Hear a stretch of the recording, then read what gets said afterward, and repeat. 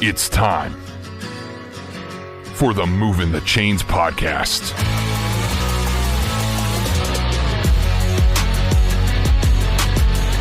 Your home for high school football coverage in the Palmetto State. Every team, every game, every week. And now your hosts, Kevin Thomas and Jerel Hendricks. Welcome in to Movin the Chains, brought to you by Founders Federal Credit Union. I'm Kevin Thomas alongside Jerel Hendricks for our Week 5 Folly Row recap show. Jerel, a wild Friday night around the state of South Carolina. We saw some crazy upsets, some crazy comebacks. We saw some ball games get shortened, including the game that we were at, due to just some things getting out of hand there, man. But a wild week across the state, and just I'm excited for everybody to be locked in on region play here in Week 6 coming up. Yeah, man, I think that's the word of the week. It was wild. Like you said, upsets, craziness. We finally went to an entertaining game, that was, not just one-sided. We had all kinds of stuff going on. It was three-sided. We even had the refs involved. But it was a fantastic week, man. Really, really excited to talk about what happened. If you guys are tuning in for the first time, we appreciate you. Check us out on all social medias at Movin Chains, MOVINCHAINS. That's Facebook, Twitter, Instagram, YouTube, etc. Our website, movinchains.com. Our podcast on Apple, Spotify, Google, and more. Jerel and I do a weekly recap show that comes out on Sundays on those podcast platforms. We do a live preview show on Tuesday nights about 7 o'clock. It's live on Facebook and YouTube. Love to have you guys hop in there with us, talk some ball. It's a lot of fun there. We do our Twitter/X Spaces on Friday night about 10:30, 11. It's basically a live scoreboard show. You guys are welcome to hop in there, ask about the game that you want to hear about, talk to us about the game you were at. It's a lot of fun as well, and lots of good things going on our social media platforms, including some interviews and whatnot coming up. But Jerel, John, and I headed down to the Midlands to check out Saluda at Gilbert. Before we break down that ball game, let's give a quick shout-out to some friends of the program. Take your financial game to the next level with Founders Federal Credit Union. Reach your full potential. Relax. Join Founders today. Visit an office near you or relaxjoinfounders.com to apply. Federally insured by NCUA, member qualification required. Come for the deals and stay for the quality with Folly Row. From polos to Q-zips to hats and more, their moisture wicking, quick drying, and anti-wrinkle apparel is the perfect blend of comfort and fashion for game day. FollyRow.com and at Folly Row on social media. Folly Row. Very good polos. We traveled down to Leonard Price Field there at Gilbert High School this past Friday night for a big 2A, 3A matchup between Saluda and Gilbert. Both teams playing some really good ball coming into the night. The game started out a little bit, slow drill. Both teams exchanged punts on their first drives. The next drive, Gilbert gets something going there, but Saluda holds on fourth down. So after Saluda takes over there, they get, I think, one first down. Then a bad snap, and Kevin Blackwell falls on it for Gilbert at their 40. Actually, Kelvin Blackwell, with about 5 minutes to go. The first quarter ends 0-0. Saluda finally gets on the board early in the second. A 15-yard touchdown pass from Drew Arant to Victavis Gaines. The two-point run is no good. They take a 6-0 lead early in the second quarter. It's about 11 minutes to go. Gilbert, nothing going again on offense. Saluda comes right back. A 34-yard touchdown pass from Drew Arant to JT Lott. Comes down with a juggling catch. They go up 13-0. 7:24 left in the half. Gilbert finally cracks the scoreboard. A 27-yarder from Drake Braddock to Ethan House on a beautiful deep ball. They make it 13-7. 6:22 left. Yeah, and that's kind of the theme of what I like to see there in the first half, Jerel, is that, Gilbert couldn't get anything going on the ground early, like nothing at all in the first quarter. They let Braddock throw a little bit in the second quarter, and he comes back with a couple touchdown passes. An 11-yarder here to Connor Gooden on a fade. They go up 14-13, 2:28 left in the half. A 60-yard touchdown pass from Drew Arant to a wide-open Josh Ular, and Saluda takes the lead again, 19-14, as the extra point is no good with 52 seconds left in the half, and that was the halftime score. But like I said, Jerel, Saluda dominated early, really kind of had their way on the defensive side against Gilbert especially, and then Gilbert opened it up. Coach Lee Park let Braddock throw around a little bit, threw some great passes there to get them back in the game, it felt like. Yeah, you could definitely tell that Saluda was, number one, extremely talented, and number two, coming off a bye. They were really well studied on what Gilbert was going to do, and they brought the fight to him. I mean, they were really physical, had some great linebacker play. They were filling gaps, plugging things up, and really limiting Gilbert, their ground attack, and really just controlled that first half. They had some big plays, as you mentioned there, to get them going, especially in the passing game. You mentioned the touchdown, that second touchdown for Saluda. That was coming off of a dropped, touchdown pass where guys wide open. I think it was Lott as well. Mm-hmm. But Gilbert, like you said, really settled in when they started, working on that pass game. I was really impressed with the quarterback, Braddock. He could throw on the run, very athletic and threw a very good ball. We saw that in warm-ups. And, but at the end of the day, you're going into the half. Saluda really had a lot of the momentum. And I think before that half, I think that's where we had the issue with the kickoff. And this kind of, it was a chippy game kind of a little bit in the first half. But I think that's where we had the issue with the kickoff right before the halftime where it was. Which one? Because there are several, I feel like. I think it was the one that was kind of popped up, towards the sideline. The Gilbert player tried to fair catch it. I believe that might have been right before some more action in the third. Okay, so we'll go to the third, but going into the half, but going into the half, let me not get ahead of myself. Saluda, they really controlled that game, and you had to think at that point, this is what I was thinking at least, is Gilbert, were they still living off that high of the, Lexington victory the week before, whereas Saluda was really studied, really prepared, and they were going to take that fight because it was a great environment, great crowd, but Saluda kind of kept them out that first half. Starting the third quarter, things got a little bit wild. The opening kickoff, Gilbert does kind of pop it up to Saluda. Saluda fumbles it. Doesn't really get a hand on it, honestly. Indians give it at the plus 40. They score on the first play, a pass from Braddock to Jalen J, kind of a wheel route there. They take a 21-19 lead, only 12 seconds into the third quarter. Saluda answers right back, an 89-yard touchdown return by Braden Williams. 2-point try is good. They go back in front, 27-21, 11:32 left. The fireworks continue in the third quarter here. A 7-yard touchdown run by Crew Morris for Gilbert. They retake the lead 28-27.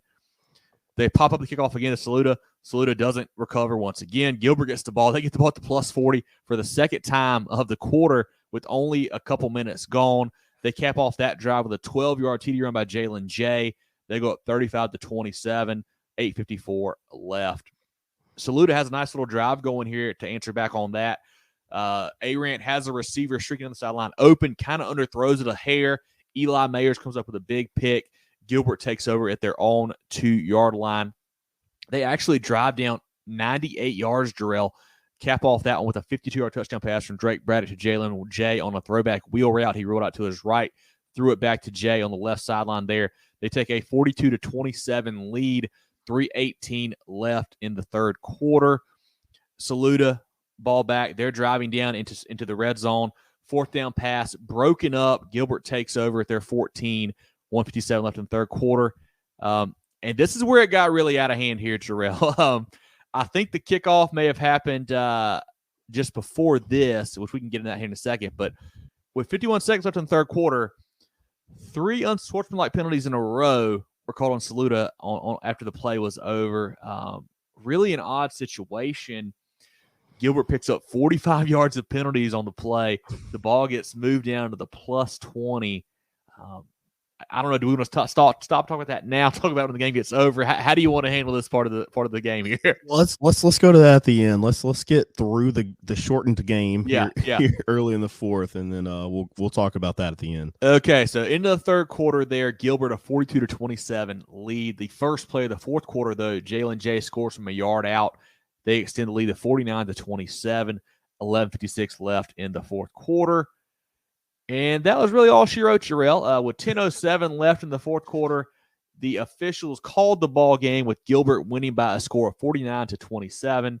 So let's try to figure out how we want to break this down here. I guess you want to talk through the kickoff issue, and then we'll kind of get into the 3 unsportsmanlike. So we'll kind of get into what finally happened there to kind of reach the tipping point of the game being called there at the end. Yeah, and I'm looking through my notes again, and that kickoff issue is either like right before – I want to say it was right before the half because that's when Saluda really had the momentum of this game. It may have been. It may have been. And that was kind of the tipping point. Ball was kicked up, kind of a pooch kick. The Gilbert player signals fair catch, muffs the kick. It's recovered by Saluda. And for some reason, I think they called it an inadvertent whistle. Don't know what happened there. Of all the scenarios, the most unlikely happened, and it was a re-kick, where Saluda kicks off and Gilbert receives the ball. And that was kind of like the first of the officiating things. Like you said, in the third quarter, it was kind of just Gilbert took advantage. The biggest play, I would say, was obviously that interception, because it was so pivotal in that receiver's wide open. I mean, if he throws that a second earlier, puts more air into the ball, that's a touchdown. Easy. But DB makes a terrific play there, Mayers, and, breaks it up. And it not only breaks it up, but intercepts the ball. They're able to go 98 yards, score. That was kind of where that ball game was over with. Gilbert defense just really, bowed their necks there in that third quarter, really shut things out. The only Saluda score was on that kickoff, Defense stepped up. And of course, you take away two Saluda possessions with the kind of the muffed kicks there that Saluda, doesn't recover. Gilbert gets them back. And the Saluda defense was just getting worn down. I mean, like you said, we muffed two kicks there for Saluda, so you get the ball right back to Gilbert. Plus, your one touchdown is a kickoff return, so defense doesn't rest at all, at that point. Plus, all your guys are playing both ways pretty much. Yes. I mean, Saluda just kind of got worn down a little bit. But, I guess I do want to say this before we get too much into this. All of this is from our perspective at the ball game, watching the game. We don't, if we say something that happened, that didn't happen, if we missed it, I apologize. We weren't on the field with the players and with the coach, so we don't know exactly what was said or what happened or whatnot. But just from our perspective, here's kind of how it went down. So we had to play in the third quarter. Plays over. It's kind of on the on the Gilbert sideline there. Players kind of standing around jawing a little bit, but nothing too animated. I didn't feel like, not anybody in anybody's face, nothing like that. We get the first flag thrown on a Saluda player for unsportsmanlike. And it seemed to be that the teams were continuing to talk a little bit. It looks like the Saluda guys were talking, like the Gilbert guys were talking on the sideline. Maybe not, because we couldn't tell for sure. We weren't down there, in the action, but that's what it seemed like to us. We get a second flag thrown on Saluda. A couple seconds later, get a third flag thrown at Saluda as well. And it was just an odd situation, Jerel, because I feel like if the guys were running off the field, getting in the Gilbert guy's face off the sideline, like, okay, I get it, because you're really at the risk of something bad happening there. Sure. The players were still on the field, in a position where they could line up and play the next play. It felt like they weren't even on the wrong side of the numbers and like that. So it's kind of weird how they threw three in a row. And I think part of that is, I guess, depends on how you want to ref it. Like, in my perspective, I think you maybe throw one and then, you bring both coaches together and have them talk about it, and kind of explain it. Hey, next flag, we're throwing somebody out or whatever. Maybe and another thing I said too, if once you throw the first flag, especially the second flag, if you see this jawing going on, how about you try to move the Saluda team away from the sideline? And instead of doing that, they just kept throwing flags. And I know it's not the refs, job to make the guys act right, but it kind of is. That's their job, is to keep the game in check. And I felt like they could have done a little bit better job at that point, and that may have stopped what happened later on. But what did you see about that situation there that ended up in 45 yards worth of penalties after the play was over? Yeah, that's the thing. I'm glad you lay out that disclaimer. We couldn't hear what was said. Obviously there's talking. Football's an emotional game. Everyone who's listening to this podcast is a fan of football, and they know that it's an emotional game. My perspective here is I think the officials did a poor job of seizing control of the football game. And what I like is basketball. I love the old basketball, the double tech, and you see it a lot in football too. You'll see the double and sportsmanlike. It's a great way to, get control, not those situations, not one person's at fault. And especially a situation where we're talking about three unsportsmanlikes in a row just on one team. I don't know. It didn't make sense to me. I've never seen anything like that in sports, and it's a situation where I love your idea, where the official, you see this is going on. You see they're talking. They're in the mix of it. They hear the players talking amongst themselves. They hear what's coming from both sidelines, not just one. Like you said, throw a flag, even if it is. If the Saluda player did something egregious to warrant that flag, throw that flag. But you can tell, you can feel. We felt it. It's palpable. You can see it slipping. at the end of the day, you got to realize these are teenage kids, man. They're 14 to 18-year-old kids. Call those coaches. Hey, we're going to stop this right now. People are going to get ejected, blah, blah, blah. However you choose to enforce it as an official, I think that's where they fail. And you can see from the Saluda perspective, those guys, they're already playing on the road. They're already shorthanded because they're 2A. Maybe they felt, we're going to get screwed in this situation. Like they're leaning towards the Gilbert sideline from their perspective. And then from the Gilbert perspective, it's like, these guys are completely out of control. What do we do? Like they can't, they're imploding. They don't know, what's going on. That would have been a perfect time for these officials to seize control of the game. Like you said, bring those coaches together because these are two great teams, Yeah. Like there should have been that end result should have never transpired. Like I wanted to see the rest of that game, even if we were going to be there until midnight, which that's how that game was pacing. I wanted to see the end of that game. If Gilbert ends up winning that game by 50, cool. I still wanted to see both of these teams because there's a lot of work each week that goes into preparing for this. This is non-region, non-traditional matchup. These are two like very, very passionate fan bases. I mean, the Saluda side, Gilbert side packed out, everyone wanted to see this game conclude, and I really feel like the officials failed both the teams and the patrons, there at the game, and got to kind of get a grip on that. That's my perspective of it. So before we, move into, the final straw that kind of broke the camel's back there, I do want to give some credit to Coach Leapart and his team there because that was a situation where, if it was jawing that much back and forth by their sideline, they easily could have had somebody come off the sideline and get into a Saluda player's face or even offensive player, step across, but that wasn't the situation. Gilbert, stayed on their sideline. Like they may have been talking, we don't know, but like they didn't, escalate it any farther than what it was, which was certainly, credit to Coach Leapart and his staff there for keeping it somewhat under wraps as much as they could. But I guess now we'll kind of move into the situation that ended the ball game there. So I guess it was the ensuing drive after the Gilbert 1-yard touchdown. Saluda was on offense, correct, Jerel, if I remember correctly? Dude, it was so much, but they already given it back. Dude, I'm pretty sure, but I don't know. I think that detail doesn't really matter. It doesn't matter. Yeah. Anyway, so we had a post play situation. This one, was more on the Saluda hash. Not that it really matters. But anyway, post play, we had a guy injured. I want to say, I think it may have been Saluda off. I think it might have been a receiver down the field got injured. Yeah. Because it was kind of back away from where the huddle was in the line of scrimmage. So the guy goes down after the play. Coach Young and the training staff obviously walk out, for Saluda to check on the player, making sure he's okay, figuring out what's going on with that. And the team is kind of huddled around back behind the ball, back to the line of scrimmage. A ref is kind of over there. And I guess one of the players has something else to the ref. Again, he throws a flag, another unsportsmanlike conduct penalty. At that point, Coach Stuart Young for Saluda kind of leaves the downed player, walks over towards, the rest of his team, the huddle, try to figure out what's going on. I think his player tried to explain to him what had happened. Coach Young was talking to his player, and we had another unsportsmanlike flag thrown at that point, which I didn't really understand because they were kind of conversating. I don't know where that came from. But then at that point, Coach Young was pretty upset. He turns to talk to the official, figure out what's going on.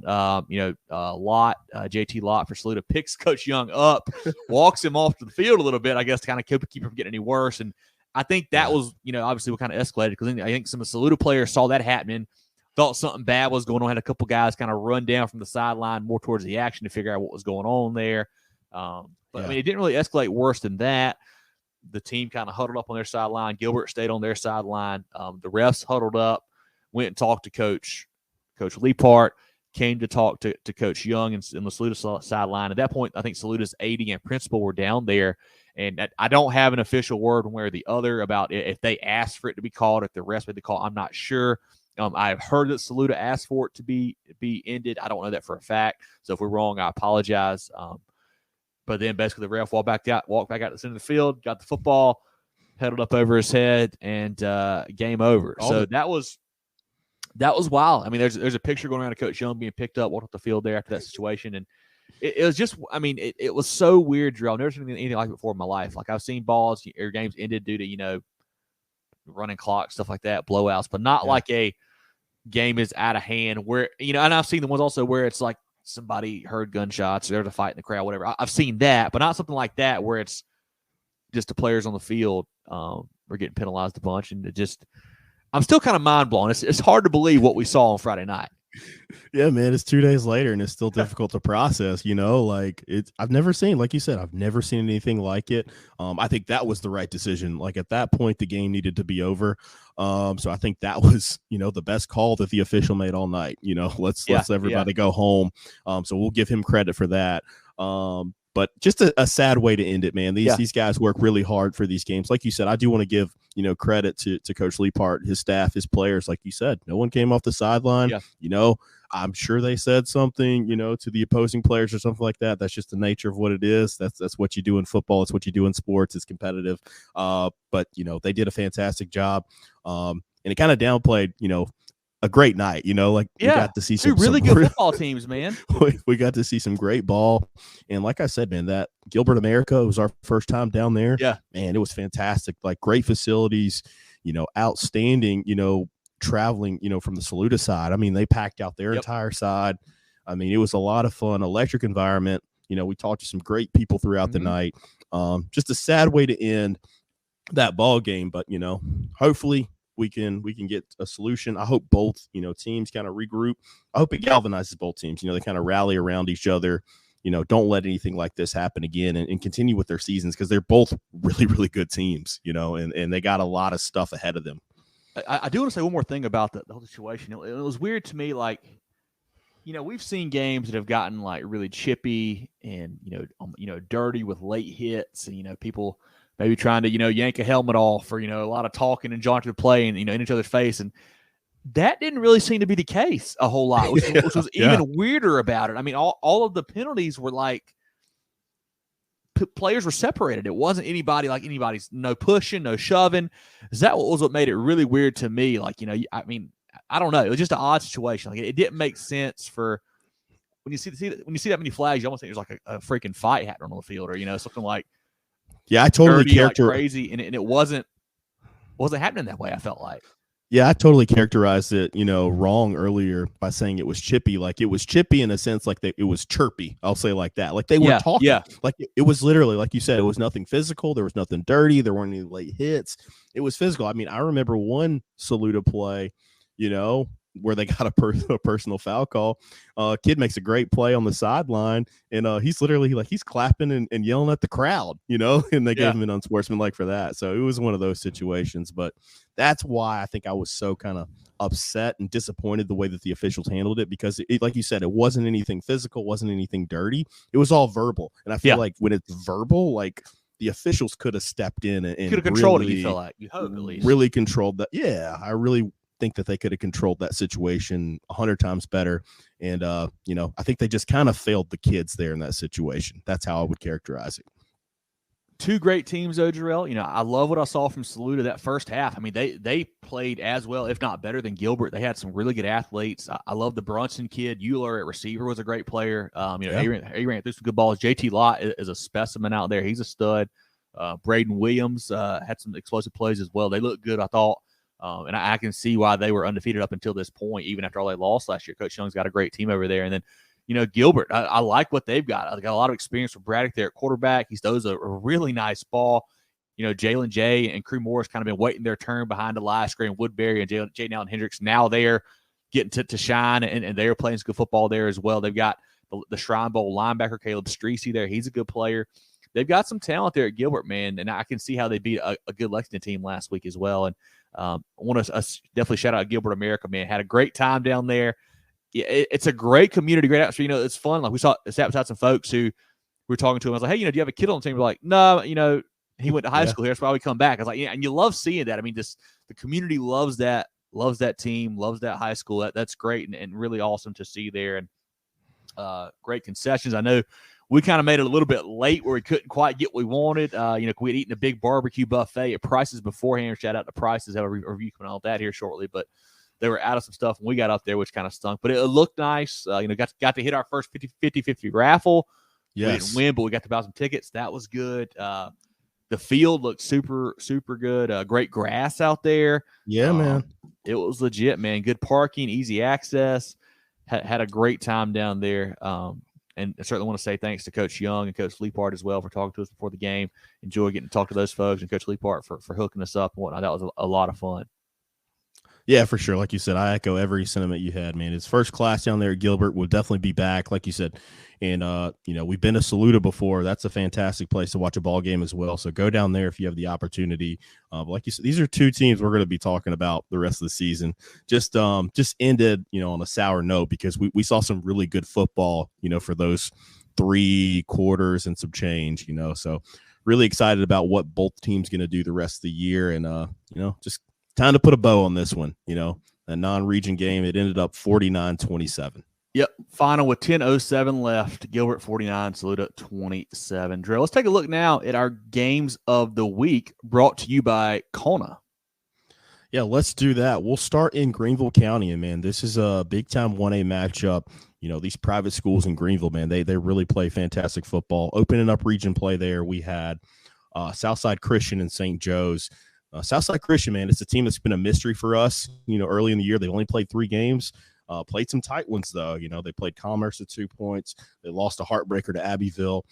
But they came out swinging, man. The Sabres are legit. They win this game 35-14 over St. Joe's. St. Joe's is a team, consensus top 3 team in the state in that classification. And this is a game where, went back and forth. It was 21-14 at the half. And Southside Christian just kind of pulled away in the fourth quarter, kind of got stale in the third. But Southside Christian, they just really flexed their muscles in this football game.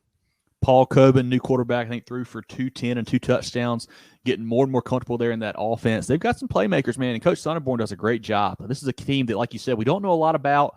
We thought that St. Joe's had a lot of talent, even though they replaced a lot, but, so did Southside Christian. But the Sabres, man, that's a huge win on the road over a rival. Especially, in that region, we're going to be focusing on those 3 teams, those 3 private schools in that region with Christ Church lurking, for Southside Christian to get a leg up, in those region standings, that is huge for them. And then St. Joe's, how do they respond? They've kind of been living, pretty high, living in the clouds, early on in the season. Kind of get smacked in the mouth. How do they respond? And I think that's a very good football team, and they'll surely do that. But, Kevin, let's go down to the lower part of the state. This game was played on Thursday due to weather. This is one that we were really excited about, but turned into a beatdown fairly quickly. We had Myrtle Beach and Marion. Myrtle Beach wins this game 59-20. We called it. I know you thought that Marion might win this game. I thought it was going to be a close matchup with, Myrtle Beach kind of relying on them being a higher classification school and pulling away late. But I got 3 points that I got highlighted about this game for Myrtle Beach. It was that Seahawks defense, their special teams, and Malachi Washington had an outstanding night for them on Thursday. He is a special player. In this game, it's so weird. Marion had a 8-0 lead at the end of the first quarter. And then Myrtle Beach just started piling on, man. And that's a team that I told you, I think on the recap show, the space on Friday night, I was like, I feel like I'm right and wrong at the same time. Like I've been trying to preach to everybody that Myrtle Beach is better than that Camden loss. They're getting better. Malachi Washington's a stud. Coach Wilson's doing a great job. All that stuff. And then I went on the preview show last week and I picked Marion, who I'm still high on Marion, man. I still am. But Myrtle Beach is playing really good football. I mean, you kind of got to overlook that first week 0 loss because the quarterback, Gibson Goodrow, literally had not taken a snap as a quarterback in a football game until that game. Even JV, B team, C team, none of that stuff. He never played quarterback until that week 0 start. And that game was 0-0 into the first quarter. Had some turnovers and whatnot, kind of got out of hand there in the his second quarter and just snowball from there. But Myrtle Beach is a good football team, man. Washington is a stud, one of the better players in the state, a Super 75 guy for us. I like what they're doing there. The defense is playing great, holding a good Marion team to 20-something points is really impressive there. The Seahawks just made that 4A region with South Florence and Hartsville and whatnot even more interesting. Yeah, and I think that's the story here. Like you said, that was such a bad performance for them in week 0, and it kind of left a stain. But they have really played good football. They played up classification. I think they've played 3 5A teams, handled them fairly easily. But going back to Marion, I don't think this is a bad loss for them. I think they just ran into a buzzsaw, playing that game on a short week, playing a team that's really hot, a team that's bigger than they are. You know, I think Marion's uber talented. They're going to do well this year. But Myrtle Beach, man, I looked at they had 4 interceptions, you know, in the second half alone. I mean, and that's you can't win a game losing the turnover margin, but you really can't win a game losing it by that much. You know, Gabe Cusack, one of the best quarterbacks in the state, he's going to bounce back from that. But Myrtle Beach, man, that makes that region so interesting. Like you said, we've been focused all year on Hartsville, you know, South Florence, even West, you know, to a certain degree. But Myrtle Beach, man, they legitimately, you know, had a coming out party here, and I think they're a very good football team. But Kev, let's put a bow on that one. Move on to our next game in the Upstate. And this was a revenge game, and it got ugly quick. This was at Nixon Field. We had Burns take on West Florence. This game came down to like the final play of the game last year. West Florence with a walk-off. Not so much this year. The Rebels win it 49-0. I think the Rebels had 5 rushing touchdowns in the first half alone. You know, Andrew Stevens is starting to settle in, had a running clock in the second half. That's how quickly, you know, this one got out of hand. What do you say about the Rebels in this performance they laid out? It's great to see how consistent they've been the last couple of weeks, man. They are playing really good football right now. And, you know, it's weird to think about Burns. You always think about the high-powered offense, the HPO and all that stuff, and back even in the Willie Corn days and all that jazz. But that defense, man, is really, really good. You know, Chris Foster and James Oates and Artie Livingston and obviously, you know, Weaver and Beaumar on the back end and whatnot. They are playing some good football on that side there. You know, West, we knew, I think, had taken a step back from last year, losing guys like, you know, Darren Lloyd and the quarterback there and things like that, Deuce Hudson. But they've got some talent. You know, Emerson's back. Trey Leonard, the transfer from Trinity, is a good player. Obviously, Kelvin Hunter, the South Carolina commit, is there. But Burns, man, just could not let them get anything going on Friday night. Yeah, that's what Rob Brown told us as much, you know, play-by-play for the Rebels. And, you know, he hosts his show up here in the Upstate. They just were lights out, you know, and like you said, man, they have been so consistent since they lost to Chapman a few weeks ago. They have put together like marquee performances. The defense has played well all year, but when they get that running attack going, they don't have to rely on Stevens, who's, you know, getting his legs under him. Man, they're going to be, you know, a very tough out, but they're going to need this, man. They're going to region play. They play one of the toughest ones, that region, you know, 2 and 5A. You know, no weeks off once that starts. But this was a marquee performance. And then this loss kind of changes my perception of West Florence too. You know, like if this game was a little bit more competitive, but we're talking about a running clock, you know, I think it was like halfway through the third quarter, you know, if not earlier. What's West got for these other teams? Because we know that South is really good. We know that Hartsville is very good. Got Myrtle Beach getting, you know, more and more confidence each week. They've got to regroup really quickly. We know Coach Jennerette will rally the troops, but that one finishes up 49-0. And then our skis game of the week, man, outstanding contest here, extremely tight. We called it correctly. I feel good about this one. We called it correctly on the preview show. We had Patrick Henry Academy knocking off Clarendon Hall 21-14. Fantastic football game down there. Yeah, and Clarendon Hall had an 8-6 lead at half. Patrick Henry, the Patriots, come back. This is their best start since 2015 and their best 11-man season since 1994. They had gone to 8-man for a good while there. So great to see those guys playing good ball down there in Estill. You know, a long-time skis program. That school's been around a long time, and they are playing some of the best football ever for them this season. Love to see that win, man. That's a huge one for that program. Love to see that for the kids. Clarendon Hall, I'm sure they'll bounce back as well. That's a very good football team as well. But our skis games of the week presented by Kona. We had Gilbert knocking off Saluda 49-27. Southside Christian over St. Joe's 35-14. Myrtle Beach knocks off Marion on Thursday 59-20. The Burns Rebels shut out West Florence 49-0. And our skis game of the week, we had Patrick Henry Academy knocking off Clarendon Hall 21-14. All right, Kev, let's jump into our Pick'em contest games. As always, the Pick'em contest is presented by our great friends at Hanna Engineering. One of my favorite things to do. Be sure to get locked in the Pick'em next week if you haven't decided to do so yet. But that first Pick'em game that we have, man, it was a stunner. This one could qualify for upset of the week. I don't know if it would because HKT's having such a good year, but they knock off Calhoun County 30-14. Hunter Kiner Tyler, guy cannot get that out. HKT, we'll just go ahead and shorten it. That is a huge win for them over Calhoun County. Calhoun County has a lot of buzz this year, knocking off Cross early in the season. 2 undefeateds here. We talked about HKT in our preview show. They did this last year, started off hot, kind of fizzled out down the stretch. But this is a high-quality win for that program. I mean, they're averaging, 50-plus offensively, giving up, I think, 5 defensively going into this ball game. So they didn't quite hit those numbers, but still pretty impressive. That Calhoun County team is very good. Got some real talent with Zachary there and Davenport and whatnot. And, I mean, this really wasn't close at all. HKT looks the part. They've got a good squad there. And that was the worry you mentioned, Jerel. They did something similar last year to start off and really flounder down the stretch. They might be for real this year. That's a big win they had over Calhoun County. Humongous win for those guys. Marquee victory. Might see them in the Movin the Chains poll this week. Stay tuned for that on Tuesday.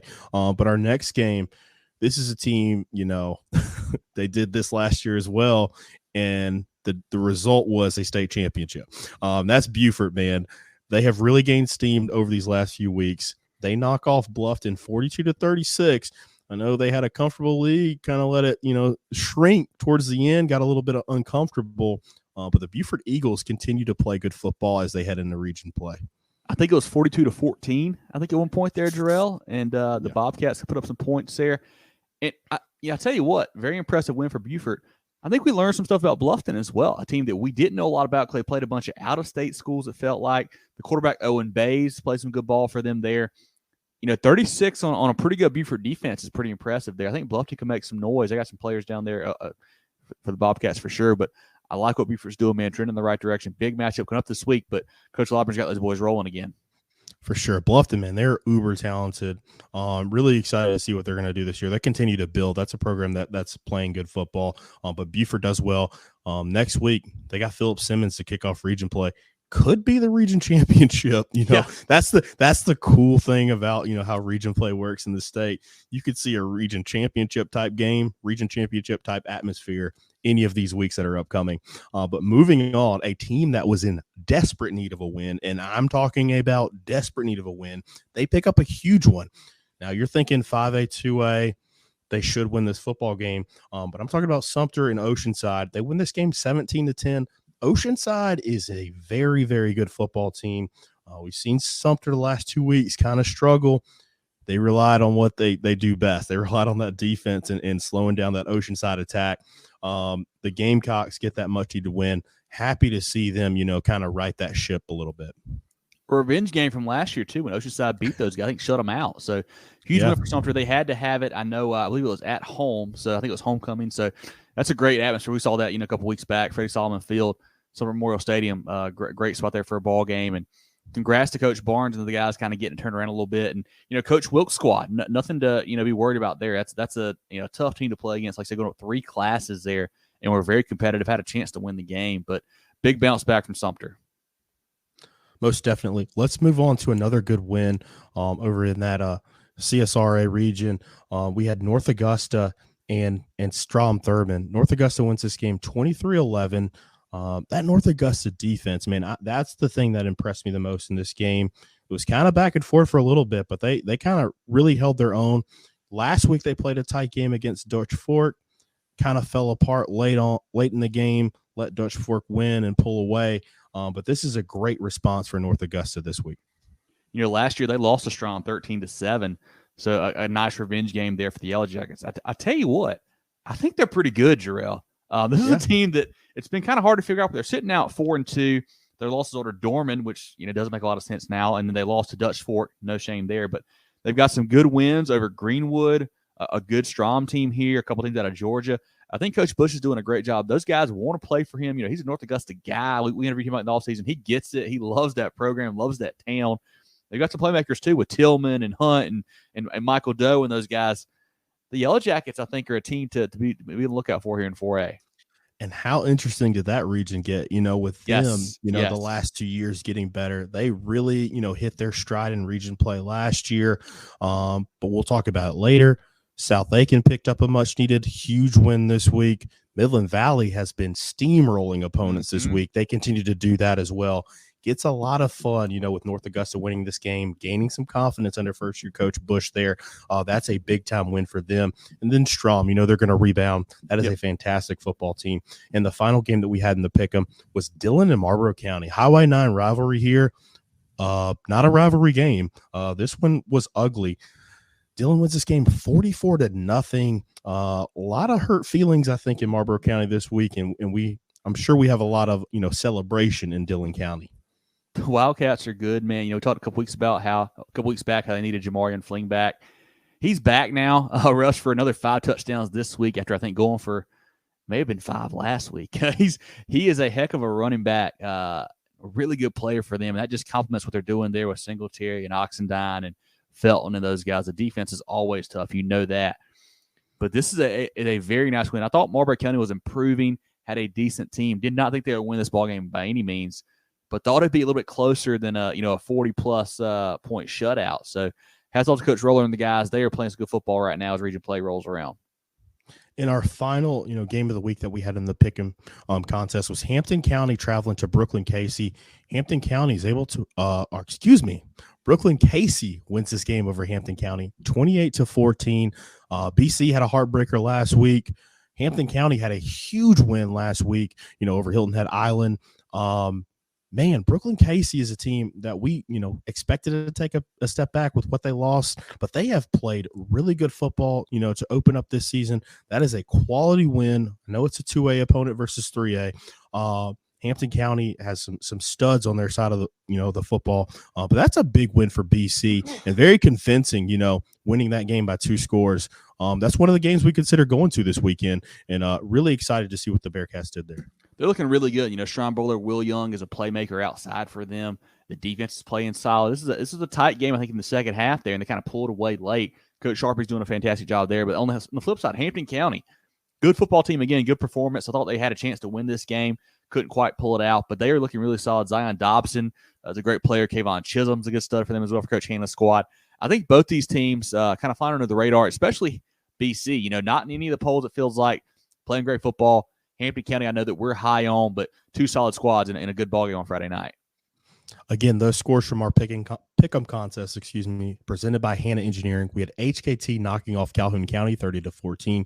Beaufort defeats Bluffton 42-36. We had Sumter over Oceanside 17-10. North Augusta knocks off Strom Thurmond 23-11. Dillon over Marlboro County 44-0. And we had Brooklyn Casey beating Hampton County 28-14.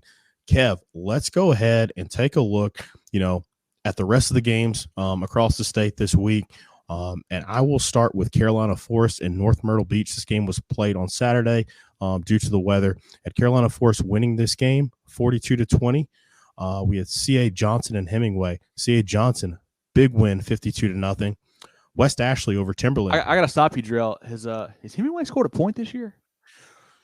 If they have, it's not been many. But you get back to it. I'll do some research here. The Tigers are down bad, man. But you go ahead and I'll do some research here on the backside. Yeah, they're definitely down bad. We got West Ashley over Timberland 38-20. Cross, man, this is a team that I was high on going into the season based on what they did last year. They've really hit their stride after the opening week loss. They knock off Buford 24-0. We had RSM over Wilson Elko 20-14. Ridgeland Hardyville beats Bethune-Bowman 38-16. Big game here, Kev. Gaffney for Dorchester. The Indians go down to North Charleston area there. They win 48-40. AJ was at this game covering it for us, man. I called it a must-win in the preview show. And the Indians, they travel well. It was a shootout, defense optional type game. But that's a big statement for the Indians. Huge bounce back win down there. Like I said, tough road trip, and they came up with a win. It felt like obviously defense optional, but they had a couple big plays in the halftime. They had a pick when they needed it, kind of in the end or in the red zone area. So the Indian defense did show up some. Staten seems to be getting more and more comfortable with the offense back there. Obviously, Jaden McDowell at running back is a really good player for them. They've got talent. They just got to put it all together. Big win on the road Friday night. Most definitely. We had Christ Church knocking off McCormick 60-14. Landrum, big-time winners over Blue Ridge 74-34. Jeff Davis Academy over Lawrence 54-8. We had Wardlaw Academy over Holy Trinity 30-16. Wilson Hall, big over First Baptist, 44-14. This is a surprising scoreline here. We had Seneca knocking off Woodmont, 40-38. The Bobcats, kind of suffered some tough defeats after starting off hot. Woodmont's been one of the hottest teams in the state to kick off the season. That's a big-time win for Seneca there. Last play of the game, Woodmont scores, goes for 2, cannot convert. The Bobcats hold on to win by 2. Yeah, Seneca's been a tough team to figure out. They started off really well, had a interesting loss to Wren where they weren't really competitive. Big bounce back last week, though. And then Woodmont been playing good football, couldn't quite make a stop when they had to win on Friday night, it seems like. We had Anson out of North Carolina knocking off Central Pageland 48-21. Williamsburg Academy over Northside Christian 41-14. McBee defeats Chesterfield 53-24. Chapin gets another big win. They knock off AC Flora 22-7. I think that's 5 in a row for Chapin there. Yeah, playing good ball down there for the Blue Eagles. Speaking of down bad, Mullins, they fall to Carver's Bay 24-6. Dixie knocks off Ware Shoals 16-14. Had Liberty over Pickens 35-14. This was an interesting scoreline, Kev. We had Westside defeating Greer. This one was tighter than the score indicates. It was 56-42 final there in favor of Westside. The defense still worries me, man. That's been their bugaboo the last couple of years. Thought they may have it fixed with Coach Lane coming over. Does not appear so, and they will need it this couple. I think they've got Greenville this week as they start region play. The offense we know can score. Maybe they just have to cause a couple turnovers, whatever it is, but they got to get it figured out on that side of the ball, it feels like. Yeah, like you said, they got to get it done quick because, honestly, that's the de facto region championship, I feel like, for that, between them and Greenville. Got Northwood Academy over Academic Magnet 47-0. Manning defeats Baptist Hill 64-14. River Bluff comes back to defeat Dorman 29-28. Kev, what do you make about that game? I think it says more about River Bluff. That's a tough, comeback win for them. Dorman's just not the same team that we're used to seeing. They aren't. They had a big lead in this ball game. Weren't able to hold on there. And then, River Bluff with their talent with Stephen Collier and Parker Murray and guys, everybody kind of get it going there late to pull away, or not to pull away, but just to screech by and win that game by a point. Neither one of these teams are playing as good as I thought they would going into the season. I thought they had a little more potential. Obviously everybody's 0-0 now going to the region, so it could totally change around. Somerville continues to roll. They knock off Goose Creek 40-20. That's a really good win for them. I think it was 40-0 at one point. Yeah, I think so too. Maybe they pulled some starters. Who knows what happened there? But Green Wave are for real. At Jail Man bouncing back over Wade Hampton 49-0. Newberry knocks off Keenan 21-14. Broome, big winners over Woodruff 55-14. I always like to pause when we talk about Broome. They've just been, steamrolling people. I don't think they're going to get a real test until they play Chapman. But the Centurions, man, they're very good. And with Broome, too, we talk about Jalen McGill, the running back, and the offense, but the defense has played well this season, also, holding Woodruff, Coach Sloan's offense there to 14 points. And I believe they held Spartanburg to 14 a couple weeks ago. They're playing good on both sides of the ball. We had T.L. Hanna knocking off Lawrence 48-6. Thomas Hayward Academy over St. John's Christian 26-7. BHP continues to get it done on the ground. They knock off Walhalla 63-35.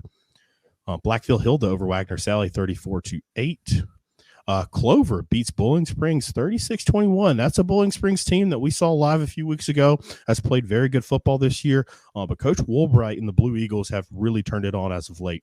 That's a big win for those guys on the road over in Spartanburg County. The Hoover kid's a Super 75 guy. He's a great player for them. Coach Woolbright's offense is starting to get it rolling. It figures out, it seems like you had to move some pieces around and whatnot, but they're playing good football right now. We got Columbia over Eau Claire 24-18. Silver Bluff knocks off Barnwell 35-8. Silver Bluff, they're going to be quiet, handle their business the next few weeks. And then Barnwell, they definitely got some things to figure out. Got Chester over Batesburg Leesville 38-18. Colleton Prep knocks off Spartanburg Christian 36-14. Richland Northeast picks up another win. They knock off Nation Ford 41-38. We got Edisto beating Military Magnet 30-12. Northwestern rolls rival Rock Hill 56-14. Kevin, the Trojans, man, they might be the best team in the state. Very, very good squad. A team that can challenge them though is Hillcrest for that title of best team in the state. They win 56-12 over a very good Wren team. Playing good on both sides of the ball. The offense seems to be figured out after, kind of sputtering a couple weeks ago. We were there in person. Defense has been lights out all season, it feels like. They got a good squad there, the Rams do. Speaking of a team that's been playing lights out this season, that's White Knoll. They knock off Lancaster 42-8. They're really getting it done. What we've seen in that region, they might have a shot at that championship there. They want it. Coach Knotts is understudy Nick Pelham there. We'll see how that goes down in a few weeks. We had Greenwood Christian knocking off Thomas Sumter 43-13. Hanahan gets back in the win column. They knock off Ski's opponent Porter Gow 21-14. West Oak picking up another win. They knock off Calhoun Falls Charter 56-12. Palmetto is defeated by Pendleton 61-7. Had the Dog Bowl over in Greenville County. Travelers Rest knocks off Berea 42-3. Shout out to my Devil Dogs there. I was about to say, Jerel, if you want to go ahead and bask in the glory, take a second, really pump up the boys there, Coach Lancaster and the guys, give them a little shout out on the show here. Hey, man, for sure. Coach Lancaster, man, that's, TR, we have our struggles on the football side of things. He's doing a fine job, more so, with the program as a whole, like maybe not getting the results so far on the field, but he's doing a fantastic job with that program. That community loves football. Just got to figure out how to win some more games, maybe get a couple of those basketball players on the football field. We got Lee Academy beating Cross Episcopal 69-20. Chapman defeats Union County 57-14. Union County, man, I just hate reading their score line every week, buddy. It pains me to do it. We got Lamar over Kingstree 18-16. Big win for Lamar there. Hilton Head Christian knocks off Buford Academy 36-16. The Fighting Will Shipleys, as I have characterized them, Weddington, North Carolina, defeats Dutch Fork 17-14. Kevin, we had said, this Dutch Fork offense had turned a corner. They were gaining steam. Watch out. And they laid an egg in that second half, allowing Weddington, I think, to score 17 points and win that game. Yeah, so they had 14 in the first half and then just kind of fell apart, seems like. That was it. We'll see what to make of Dutch Fork. Man, I saw some post-game stuff from Coach Knotts, and he has not been happy with this team since preseason, and you can just see it in his face. Hopefully those guys figure it out for him, or, they're probably going to be running some extra sprints this week. We got Andrews over Green Sea 46-6. Big win here. The South Aiken Thoroughbreds. They take on Clinton. They win this game 41-30. I had called South Aiken dead in the preview show after their performance last week, giving up 67 points. That's a big-time win. I know Clinton, they're down, got some injury issues. That's a huge win for the Thoroughbreds as they go into region play. And that's the thing with South Aiken. They've got such explosive playmakers. Terrence Smith at quarterback, and then Javon Edwards at running back, who had been out a little bit. He kind of been banged up. He's back. Looks like he's fully healthy now. And those guys, on top of that, did not play an easy non-region schedule. They played some really good football teams there as well. They weren't losing to Scrubs by any means, I would say. No. I thought they kind of got it put together a little bit on Friday night. Obviously, Clinton, down some guys, but still big win for the Thoroughbreds. Big win for Coach Hamilton there. They've got the athletes and the playmakers to beat anybody, honestly, if they can just get a few stops any given night. So that's going to be an interesting team to follow here, and region gets rolling. I think that's going to be the number there for them. Like, if they can hold opponents, and this is weird to say, like, if they can hold opponents under 30 points, they've got a shot at any game, because of that offense you made. And I know it's weird to say, but that's how dynamic that backfield is. That's just been their issue, man. Defense the last few years. We got Florence Christian taking down John Paul II 42-7. Carolina Academy defeats the Kings Academy 40-6. Daniel rolls Riverside 56-14. Our weekly Lions stop. We got to talk about them for a little bit. They just destroy these teams, go about their business, head back over to 6 Mile, and then just, do it all over the next week, man. This is a really good football team. Every year, and you can literally just pencil them into, like, third round of the playoffs at least, if not more than that. I mean, they're that good. Just they don't play any tight games in the regular season. They blow everybody out. The Lions and, Coach Frooster, they're the real deal. Yeah, man, that's a program, man. They just – I don't know where they come from, but they just, shuffle these guys in and out. I know where they end up. They end up on Clemson's roster.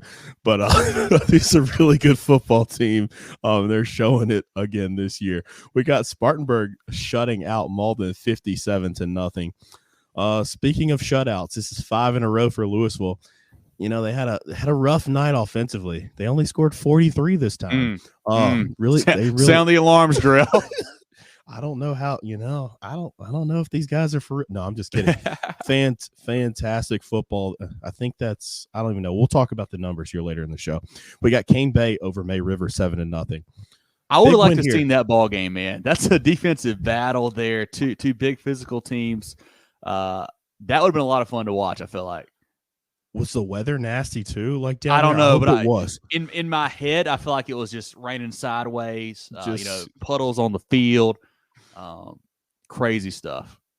Yeah, just throwback, just mud everywhere, sliding through puddles. Like you said, man, that would be fantastic to see. Big win for the Latta Vikings. They come back to knock off Jerel 28-14. #rank Latta. We got Richard Wynn Academy over WW King 40-6. Continue to roll an 8-man, the Eagles are good there. The Spires kid's a stud. That's a really good football team. For sure. We got York knocking off Fort Mill 34-0. Lakeview. Now this game I did see visuals. It was driving rain, nasty, just a fantastic football game. They beat Loris, your Loris Lions, 15-14. Huge win for the Wild Gators there. Loris has a 14-0 lead early, does not score again. Lakeview comes back. I think they score 8 in the third, and then the final touchdown comes at the end of the ball game. The kicker, we'll talk about him in a little bit, makes the extra point in the driving rain, Jerel, to win the game there. Huge win for the Wild Gators. Clutch. I needed to see him in Death Valley on Saturday. We got Stratford going shark hunting. They knock off St. James 53-6. Got to love that one. Ainer, big-time win over Conway 22-18. Conway down bad, too. This ball game came down to the very end. Conway driving in to score.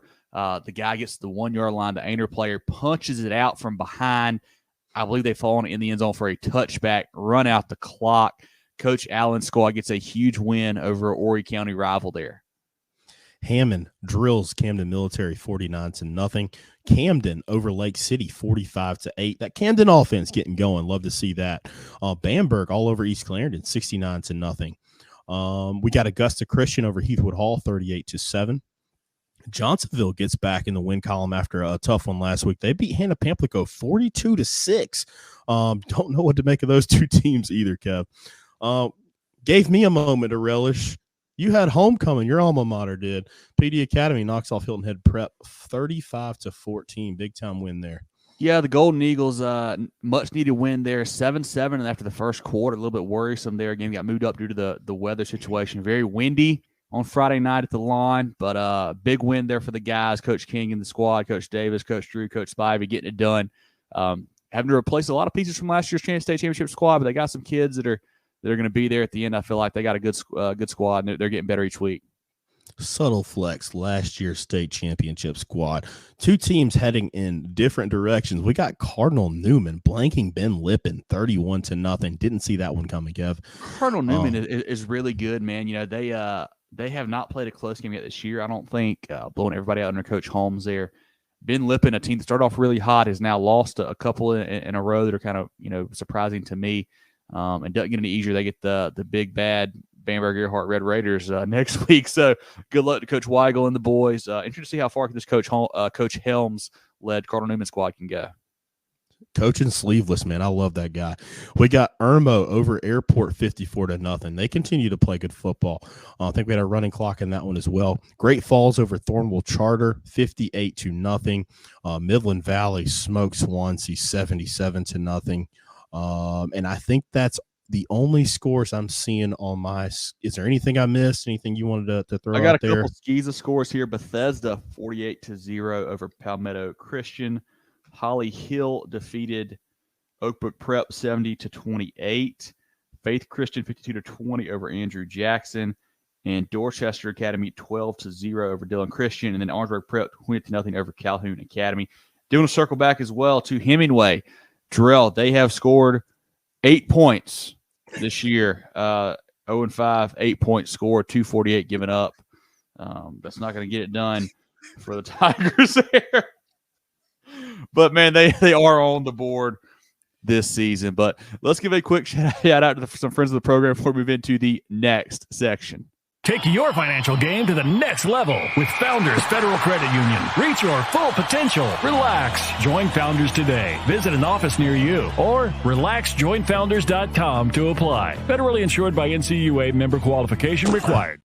Carolina Orthopedic and Neurosurgical Associates, KONA, offers the most advanced training and experience in orthopedic surgery, neurosurgery, sports medicine, and pain management in the upstate. 3 convenient locations in Spartanburg, Duncan, and Greenville. Go to kona.care to learn more. Come for the deals and stay for the quality with Folly Row. From polos to Q-zips to hats and more, their moisture-wicking, quick-drying, and anti-wrinkle apparel is the perfect blend of comfort and fashion for game day. FollyRow.com and at Folly Row on social media. Folly Row, very good polos. Jerel, a couple of notes I've got here. We mentioned White Knoll, the big win again this week. They are now 5-0 for back-to-back seasons under Coach Pellin, playing some really good ball down there. And then Louisville, you kind of teased at this. They are now 284-0 the last 5 weeks over their opponents. Man, the Lions are playing some great football. Had the early, week 0 loss to Oceanside. Had a chance in that ball game. They've just been rolling from that point on. And note you got on your side. No, that's all I had, man. I don't think I had anything else. Perfect. Well, let's look now at the stock up section of the program. Here are some teams that looked good this week, kind of impressed us and made us maybe think twice about how far they can go this year. And one of them I've got is Gaffney. I mentioned this big win down on the road down there at Fort Dorchester. Big bounce back. Hats off to the Indians. We had Seneca, another nice win over Woodmont, a good program there. And then Stratford, a team that has lost their fair share of games this year, took St. James behind the woodshed on Friday night. First one I got is HKT. Huge win over Calhoun County. These guys are going to be ranked this week. I just know it in 1A. Man, they've played fantastic football this season. Myrtle Beach, suffered that opening round, opening week 0 loss. They've been lights out ever since. They play some fantastic football. And then Southside Christian, a team that we have not talked about much this year just because we really haven't seen them play as much as the other squads. Got a leg up in that region up here in Greenville, winning that football game over St. Joe's. Those are 3 that I have so far. Sumter, a big bounce back after 2 losses in a row, the big win over Oceanside there on homecoming night.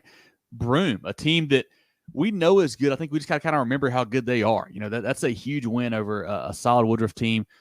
Good ball on both sides for them. The Centurions are playing really good. And then South Aiken, we talked about it a minute ago. Huge win. They've been really struggling. They're healthy. It seems like going to region play. Big win for Coach Hamilton's squad. I got Cross here. Like I said, they started off the season slow. They lost their opening matchup. They've been playing really good football ever since. I think they're going to be someone that we talk about as the season progresses.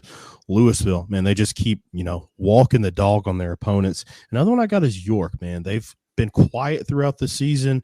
I think they're gonna be, one of the players in that region. Obviously, they got to go up against some behemoths in South Point, Northwestern, but they've played really fantastic early on. And then my last 2, Lakeview. The big win over Loris there. This is a 1A squad that, Coach said was a little bit younger, will take some time to develop. I think they're kind of ahead of schedule. They're playing some good football right now, the Wild Gators are. And then our Skeeza Game of the Week winner, Patrick Henry, who mentioned this, being their best start since 2015, best 11-man since, I think, 94. Patriots are playing really good, and they are looking the part. And then on the stock downside, Jerel, Andrew Jackson is one I had, a team that, had a deep run of the playoffs last year, all the way to the lower state finals, I believe, before falling to Oceanside. Star running back Trey Thompson is back. I know they replaced the coach, but thought they'd be doing better than they are. That's another tough loss to Louisville this week. Not even, cracking the scoreboard is pretty surprising for me. And then Calhoun County getting, kind of blown out by HKT. That was a surprising loss for the Saints. Surprise, surprise. Dutch Fork, man, we've talked about them all year. They've just been, on the struggle bus this season. Thought they'd finally turn the corner, but it appears that they have not. Another team, is hard, but Woodmont, man, it's a tough loss to Seneca. Like you said, Seneca's been up and down thus far this year. We thought Woodmont, has really, turned the corner, going to play, outstanding football, and they kind of just, didn't perform this past Friday. Marlboro County, a team that I thought was getting better, getting boat raced by Dillon, a big rivalry game. They're not even cracking the scoreboard either. Big loss for the Bulldogs there. And then Riverside, a team that I feel like I thought was a pretty good 4A squad. Couple nice wins already in the season. They play host to Daniel and get blown out there. The Warriors took a tough loss there this week. Last two, I got West Florence. Like you said, they took a step back, didn't crack the scoreboard, running clock. Hate to see that. We know Burns is good, but, thought they would at least be competitive in this football game, a team they beat last year. And then Bowling Springs, they kind of struggled the last few weeks. And the only reason why I got them stocked down is because, it's going to get a little bit tougher as they get into region play. So they really got to figure it out before they start hitting those behemoth schools that they have to face up in region play. A great stock up, stock down as always, Jerel. Let's take a look now at our players of the week, brought to you by the Georgia Agency. Once again, a lot of great nominees across the state. If you guys have somebody you see that has a great performance, feel free to hit us up on Twitter, Facebook, Instagram, email, whatever. Get that in front of us. Love to give these guys some shine. But the three players we have got this year or this week, Jerel, one is Colton Link over at Landrum. 21 carries, 407 yards, and 6 touchdowns. 4 bills. I feel like, Jerel, if you rush for 4 bills, that's you're a lock. I mean, that's a guarantee, right? Yeah, you're a lock. 400 yards. I think we've had it like 3 or 4 times this year already. So you're a lock for that. Huge game from Colton Link there. A guy that we have both been pumping up all season long, a Super 75 guy here. Malachi Washington at Myrtle Beach, 19 carries, 233 yards, a blocked punt that he ran back for a touchdown, 5 rushing touchdowns, so 6 total TDs in that big Thursday night win for the Seahawks. Malachi Washington getting it done there for that squad, Coach Wilson's squad. And then a every week name, it feels like, man, it's just, we know he's going to be there, just what are the numbers going to be? And that's Ian Grissom, quarterback at Louisville, goes 21 for 33, 390 yards, 4 touchdowns. This guy can win it every week, but a huge week there for Ian Grissom. Once again, our 3 players of the week by the Georgia Agency, we've got Colton Link out of Landrum, Malachi Washington from Myrtle Beach, and then Ian Grissom out of Louisville. Jerel, who are some other guys that had great performances this week that we want to give a shout-out to? Let's take a look. We'll start with Jules Huntley at Florence Christian. Had 12 carries for 126 yards, 3 touchdowns, and 4 tackles on the defensive side. Luke Wyndham from Florence Christian, 6-point after touchdown conversions, a 61-yard punt, and 3 touchbacks. Love to see the special teamers get in there. Got Jamison Berry out of Florence Christian, had 1 fumble recovery touchdown, an interception, and 1 tackle for loss. Terrence Smith out of South Aiken, the quarterback there, went 8 for 10 for 151 yards, 2 touchdowns, also had 16 carries for 172 yards, a touchdown, and a reception for 12 yards. Just getting it all, just filling in every statistical category on the offensive side. And his backfield mate, Javon Edwards from South Aiken, had 35 carries for 206 yards, 2 touchdowns, and also he threw the pass to Terrence Smith. So he's 1 of 1 for 12 yards there in their big win over Clinton. We got Lucas Champ from Lakeview. Like we alluded to earlier in the show, driving rain, pressure packed. He hits the game-winning extra point to win that game over Loris. Big shout-out to special teamers. Got to love it. That's Lucas from Lakeview. Got Jamarian Fling out of Dillon. Goes 14 carries for 120 yards, 5 touchdowns, and 1 pick in the big rivalry game. Landon Sharp over at White Knoll goes 15 of 17 for 219 yards and 4 touchdowns. Jaden McDowell out of Gaffney, 30 carries for 195 yards, 2 touchdowns. Also had 5 receptions for 58 yards and another touchdown. We're going to go with this because I cannot pronounce his name, but he's going to be Jerel this week. Jerel Jeffries out of Gaffney had 8 tackles for 3 tackles for loss, 2.5 sacks. Jamarcus Smith out of Gaffney had 5 catches for 134 yards and 2 touchdowns. Gaffney had that big win over Fort D this weekend. The game we were at saw some studs from Gilbert and Saluda, but the first one's Jalen J out of Gilbert. He had 109 rushing yards, 2 touchdowns, 6 receptions for 142 yards, and 2 more touchdowns. Drake Braddock, the quarterback there, goes 14 of 21 for 262 yards and 4 touchdowns. And on the other side at Saluda, Josh Oler had 8 catches for 151 yards and a touchdown. At May River, we had Ethan Sprinkle, 5 solo tackles, 4 assists, 2 TFLs, a forced fumble, and a recovery. Jordan Sink, the quarterback out of Woodmont, goes 20 for 37 for 281 yards and 2 touchdowns. And his top target, Drake Stewart, had 10 catches for 128 yards and a touchdown. Going back to Gaffney, The sniper, Riley Staten, goes 23 of 31 for 321 and 5 touchdowns.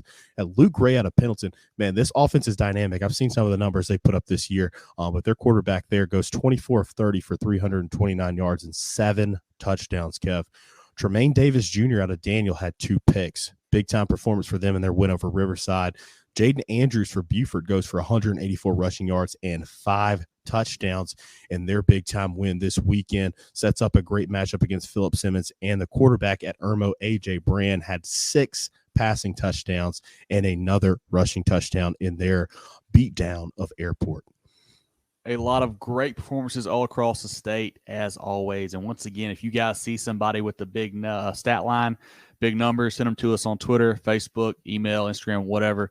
Love to get those from you. If you could send them to us on Friday or Saturday, even Sunday morning, that would be preferred. But as soon as you can, love to get that stuff from you guys, because we want to give these guys a shout-out, man. Got a lot of great studs across the state of South Carolina. Want to give them their shine. But once again, our 3 players of the week brought to you by the Georgia Agency. We have Colton Link out of Landrum, Malachi Washington out of Myrtle Beach, and then Ian Grissom out of Louisville. Jerel, let's give a quick shout-out to our friends of the program before we get into the next part of the show. Take your financial game to the next level with Founders Federal Credit Union. Reach your full potential. Relax. Join Founders today. Visit an office near you or relaxjoinfounders.com to apply. Federally insured by NCUA, member qualification required. The Georgia Agency has been serving the insurance needs of South Carolina for over 40 years. They're a full-line insurance agency concentrated in employee benefits and health insurance with an office in Mullins and Murrells Inlet, but they can help you all across the state. They have clients in Greer, Rock Hill, Columbia, and more, so wherever you are, they can help. Give Bradley, Wayne, Richard, and the crew a call or check them out online at thegeorgiaagency.net. That's thegeorgiaagency.net. Come for the deals and stay for the quality with Folly Row. From polos to Q-zips to hats and more, their moisture-wicking, quick-drying, and anti-wrinkle apparel is the perfect blend of comfort and fashion for game day. FollyRow.com and at Folly Row on social media. Folly Row. Very good polos. Well, Jerel, this has become one of my favorite segments that we do now. It's a newer segment this year, and that's our Folly Row question. It could be anything about, a certain team or a certain player, just kind of a high school league, State of the Union type deal or whatever. But this, we've got a really good one here. That seems to, let's just say it's kind of relevant based off the game that we went to on Friday night, and that is, how does the South Carolina High School League fix the officiating problem? I know we've seen a lot of folks saying that they don't have enough guys. It's just, a lot of the older folks are still having to do it because they don't have enough new recruits coming in. There's situations where games can't be played because there's an officiating shortage. There's also the situation where it feels like a lot of calls are being missed. Obviously, you don't want to get too much from the guys because they're never going to be perfect, but just it seems like that just a lot of things can be fixed with that segment of the state, Jerel. Yeah, it's got to be better. I mean, like you said, you don't want to rail on the guys because, they're already short-staffed and there's no telling where they're traveling to and from each week. But I know in the games that we've been to, I would say, 5 of the 6, the majority, there has been a crucial penalty, something that, shouldn't have happened. And, those are the things that, really kind of takes away from the integrity of the game, can lead to, tempers flaring and things like that. But getting to the question itself is how do you fix it? You got to incentivize it somehow. Yeah. I mean, and I know this is a part-time gig, people aren't doing this full time. Maybe that is the situation. Maybe you start, I don't know how the budget works for the high school league. I don't know what the state legislator, their rules on this, maybe get some of these guys who are full-time, a lot of them are older gentlemen, some retirees, give them some benefits, something like that. But you got to incentivize it, whether it's increasing their pay by a substantial margin. I don't know what type of training and schooling they go through, but I think that definitely needs to be something. And, obviously make those, paid. I know they have clinics and things like that. They have continuous changes as the, continuous training as the rules change. But I think it starts with money, and you gotta recruit some younger talent as well. Get some of these younger guys, train them up. But at the end of the day, they just got to be a little bit better. But how would you fix this issue with the, the officiating? How does the high school league, address it and try to make it better, for these teams and these coaches? You're exactly right, Joe. It comes down to pay. I mean, you got to pay these guys more. I mean, and I know for the longest time, and even still now, they're trying to kind of push it as, hey, do it, if you love football, come out for the love of the game. This is just, I mean, that doesn't cut it anymore. I mean, think about this. I mean, these guys now, instead of making X number of dollars an hour to go travel across the state to do a football game somewhere, because you obviously can't do it where you live. You got to go to another place to keep up with the fairness and whatnot. If you were that guy, what would you just go drive for Uber for 2 hours or drive for DoorDash or whatever? I mean, you're going to make as much, if not more money, and not have to go an hour plus away from your house. I mean, you're competing with stuff like that all the time. You got to pay them more. I mean, you cannot say, hey, come out and do it for the love of the game, because that's why you have old folks doing it, and that's about it, because like they still get that, and they love it, and that's why they will do it. But this new generation, Jerel, the 30-year-olds, the 40-year-olds, that's not going to cut it anymore, man. You got to show them the cash. I mean, and like you said, maybe it's a benefit type deal as well. Maybe you do something on top of that. I don't know. But you got to pay them more. I mean, that's what it comes down to, I think. Yeah, I think you're totally right. And I think that's why you see a lot of these other industries, finding, employees is tough in these part-time roles, because, no one's going to, like you said, I'm not going to go work at McDonald's, for $10 an hour for a few hours a week and, not really doing anything. Like, I'm not, I love football, but like you said, I'm in my 30s. I'm not going to ref a football game for $12 an hour, whatever they make. I don't know what that is, or what, I don't know if that's the actual number, but yeah, show me the cash. That was my biggest takeaway. And I agree with that 100%.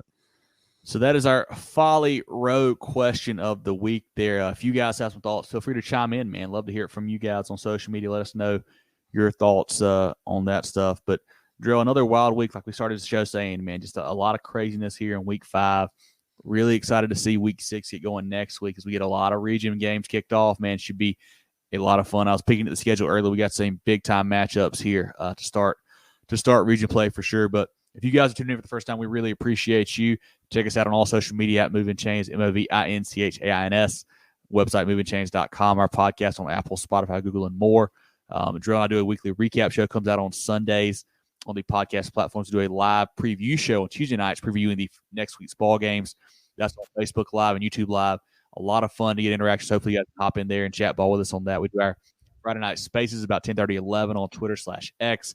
Basically a old school scoreboard show that you guys can hop in and join. We had folks from River Bluff and Fort Dorchester and Gaffney and BHP and Clinton and Burns all across the state hopping and talking about their ball game last week. So it's a lot of fun. Hope you guys can hop in and join us for that. But and one thing I've been trying to harp on lately is that if you guys follow us on one platform, like maybe you're a big Facebook guy, or you don't follow us on Twitter or Instagram, whatever it is, you need to follow us everywhere, because we kind of do some different stuff on each platform. Like basically video stuff is really good for Instagram, not so great for Twitter, vice versa. I mean, it's just, I need you guys to follow us everywhere. We appreciate it. Even if you don't, even if you follow us and mute us, man, that's fine. But we're trying to build the brand, get the exposure, and the more interaction that we have, the more followers we have, the more we get from more people. And we're just trying to help grow the state of high school football in South Carolina and try to give these guys the shine they deserve. I mean, they need more people talking about them. We've got some great players, as you hear every week in our Players of the Week segment. So need to have you guys help us get the word out about what we're doing and kind of help promote these teams and kids across the state. But Drew, anything I missed? I know I mentioned earlier we got some big interviews coming up as well. Some players and coaches, definitely tune in for that on our video sites, especially like Facebook and YouTube for that stuff. But anything else I'm forgetting that we've got coming up, Jerel? No, I mean, how am I supposed to follow that up? You hit everything. But like Kevin said, like, subscribe, do all that good stuff, engage. You see us in person, please come speak. We love to meet, people every time we go out places. We're not scouts, so we don't do that. That's always the question we get. Just love covering, football in this state. And like Kevin said, shining a light on the talent that we have here on the sidelines and on the field. The only thing that I'm upset about this week, Kev, I didn't get a hot dog, because it was just it was so packed at Gilbert. They were so good. They were so good that they didn't even save one for me. I don't want to say it. I don't want to say it, Jerel. No, sorry, you go ahead. Then I'll hop in. You go ahead. No, I'm just saying they sold it in my face. Literally the last hot dog in the stadium I saw sold. I was next in line, so that was a heartbreaker. And then I didn't get to show off my Folly Row polo. I had the palmetto on camera. That really hurt me this week. Because we had all the officials took it away from me. I was going to highlight the palmetto. It's a fantastic shirt. It's moisture wicking. You know they're very good polos. You know they look awesome. You were out on the golf course this week. You know, you were actually out there today. Yeah. You know, that's perfect, you know, golf course attire and game day attire. You know, we were at the game yesterday as well. So didn't get to show off that Folly Row polo. Really hurt me. I ordered a new one, I think 2 weeks ago. Shipping was great. Came in within 3 or 4 days, man. They're on top of that stuff. The shirt looks great. They do a great job there. FollyRow.com. Definitely check them out. They're tagged on all of our posts about them. So definitely check out their stuff and order something. But I did want to say the one complaint about Gilbert America that was the concession stand. And it wasn't even like it wasn't the taste of the food. We didn't get to try it, but just the you know, they ran out, and that's frustrating, man. You know, we've seen that before. You know, I go. We went there at halftime, and you couldn't get a hot dog. I couldn't get a hot dog. Couldn't even get a soda. You know, sodas were sold out. That was kind of odd, but I get it, man. It was a big game, big crowd that happens, but that is the one complaint. But I'm sure we'll get a good one next week wherever we end up. We got some good reviews coming out for Westwood Barbecue out of Hartsville, and also Price's Barbecue out of Gilbert as well, coming up here shortly for you. But Jerel, this might be a week where we have 3 different games covered as well. Not sure exactly how that's going to work out, but John, Jerel, and I all may be at different spots this Friday night. So if you guys you're there and you see us, definitely say hello. I'd love to talk some ball with you for sure. Yeah, tease it. We'll probably elaborate a little bit more on the preview show on Tuesday. So you got to lock in and see where we're going to be headed. No doubt about it. But Moving the Chains is always brought to you by Founders Federal Credit Union. This has been our Week 5 Folly Row recap show for Jerel Hendricks. I'm Kevin Thomas. We will catch you guys soon.